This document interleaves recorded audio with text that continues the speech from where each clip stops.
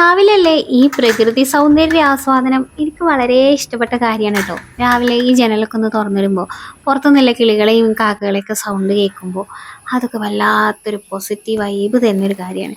അങ്ങനെ ഞാൻ മുറ്റത്തൊക്കെ ഒന്ന് ഇറങ്ങി ചെടികളെയും പൂക്കളെയും പൂക്കൾ എന്ന് പറയാൻ പ്രത്യേകിച്ച് പൂക്കളൊന്നും ഇല്ല കേട്ടോ.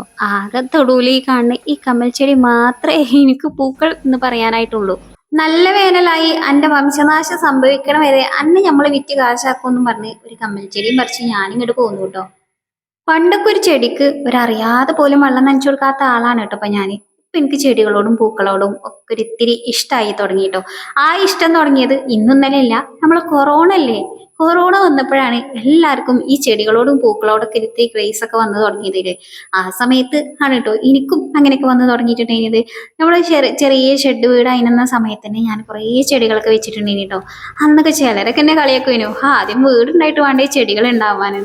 പക്ഷെ ചിലര് അത് സപ്പോർട്ടായിട്ട് പറഞ്ഞു കേട്ടോ, നല്ല പോലെ ചെടികൾ ഉണ്ടാക്കിക്കോ, വീടാകുമ്പോൾ എനിക്ക് ആ ചെടികൾ അങ്ങനെ കൊണ്ടുപോയി വെച്ചാൽ മതിയല്ലോ എന്നുള്ളത്. അതായിരുന്നു സത്യം. ഞാൻ കുറച്ച് ചെടികളൊക്കെ ഉണ്ടാക്കിയതുകൊണ്ട് അതൊക്കെ മെല്ലെ റീപോർട്ട് ചെയ്തും അങ്ങോട്ടും ഇങ്ങോട്ടും മാറ്റി വെച്ചും ആണ് ഇപ്പൊ എന്റെ കുറഞ്ഞ ചെടിത്തോട്ടം നടന്നുകൊണ്ടിരിക്കണത് കേട്ടോ.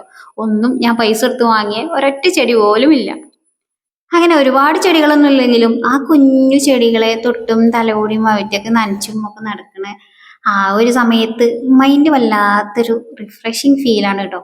അതൊക്കെ ഇങ്ങനെ അനുഭവിച്ചപ്പോഴല്ലേ അറിയണത്. അപ്പൊ ഞാൻ ചില ദിവസങ്ങളിലൊക്കെ രാവിലെ ഈ അനുഭൂതിയൊക്കെ ഒന്ന് ആസ്വദിക്കാൻ വേണ്ടിയിട്ട് ഇങ്ങനെയൊക്കെ ഒരു ഇറക്കം ഇറങ്ങലുണ്ട് കേട്ടോ. അങ്ങനെ രാവിലെ ഇവലോടൊക്കെ ഒന്ന് തൊട്ടും തലോടിയും കൊഞ്ചിയൊക്കെ നടന്നപ്പോ ഇന്റെ ഇന്നത്തെ ദിവസം കളറായിട്ടോ. അപ്പൊ നിന്നാ ഇത്രേ ഉള്ളൂ. വീണ്ടും കാണാം. ബായ്.